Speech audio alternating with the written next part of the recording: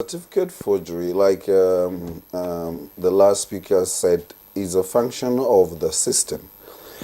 In a system where the quest for money, the quick money syndrome, it gives room for people to think we can do this and get away. And for those young people to forge their certificates, there must have been a past of some who have forged their certificates and got away.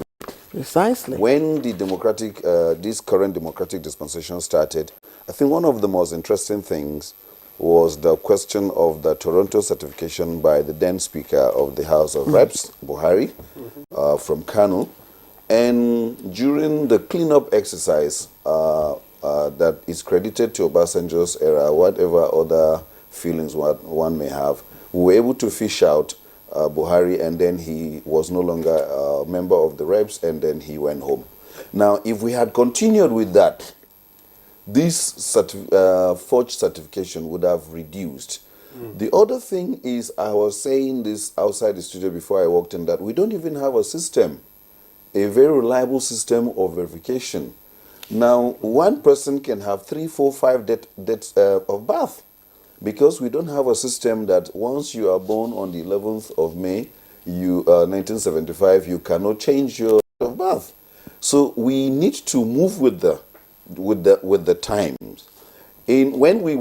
I watch football, and when we see a footballer from Europe and they say this person is 20 years, people argue that he must have changed his age. I used to tell them it only happens here. It doesn't happen anywhere else. That person would have been born in the hospital, and his age would have been digitalized, and forever you cannot change your date of birth. So now we already have NIN in Nigeria. We have BVN, and it's working. If you have one BVN, it goes to all your accounts. Why not we do this maybe from the primary school? Because as we're talking, I'm happy that most of the speakers on the program are university lecturers, but the problem starts from the cradle, from the primary. So once we have this data put into the system, you cannot come overnight and forge a certificate. How do you forge a certificate that's supposed to have a seal? And then you walk, for me, maybe because I was raised from a family that I'll be afraid, I can't even carry a forge anything. Because I'll be thinking the next person will identify and be able to know that it's a forged certificate. Anyone who carries a forged certificate is a very serious person. I mean, serious in the negative, because the level of seriousness with which we put to forge certificates, if we had put in that same level of seriousness, those people are capable, I'm very sure, of studying and earning the certificates which they want to forge. But we want things easy. Now that also takes us to what I've said, that we were raised in a society where we had this belief that I can get away with anything.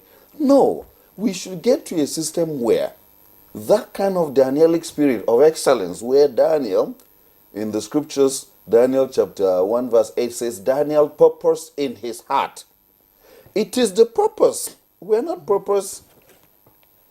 That is why you can sit and be thinking how you're going to forge certificate. University lecturers, some of them are bait cheating in exams. Some of them actually will work with people in the admin to get a certificate. You give somebody a certificate, now it brings us, why were they identified? Maybe I didn't read the news. Yeah, sorry, I needed to clarify, because my attention has just been drawn that the NYSC withdrew and invalidated certificates of 99 students who allegedly were illegally mobilized for national service during those years, 2021, 2022, and 2023, and 2 others illegally granted exemption certificates. So we really don't know whether the reason... Whether, yes. Yes. So yes, maybe they had graduated earlier and then were not mobilized.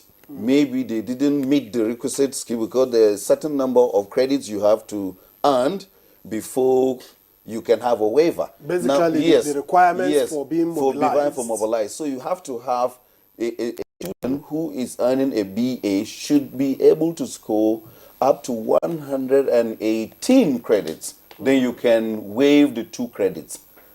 And the 2 credits that is waived in those days that I knew would not be a core subject, because there are subjects we take that are core, there are subjects we take as electives. But we have left all this. So I want to congratulate the NYSC for doing this, and then I want to urge them to continue.